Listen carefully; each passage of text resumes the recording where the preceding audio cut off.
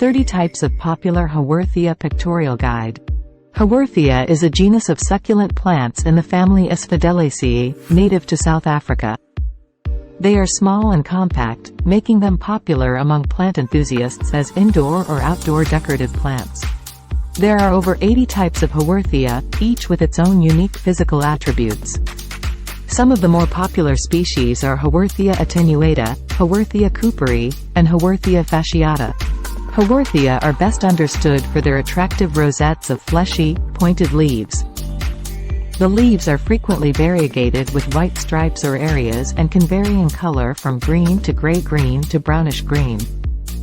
The plants likewise produce little, tubular flowers on spikes that rise above the rosette.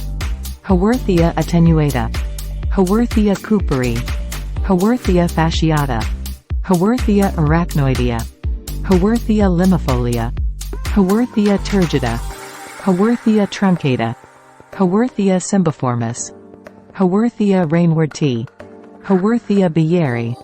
Haworthia are likewise extremely versatile in different environments, making them a perfect option for both outdoor and indoor growing. They can be grown in pots, dish gardens, or rock gardens, and they make excellent additions to succulent displays or arrangements.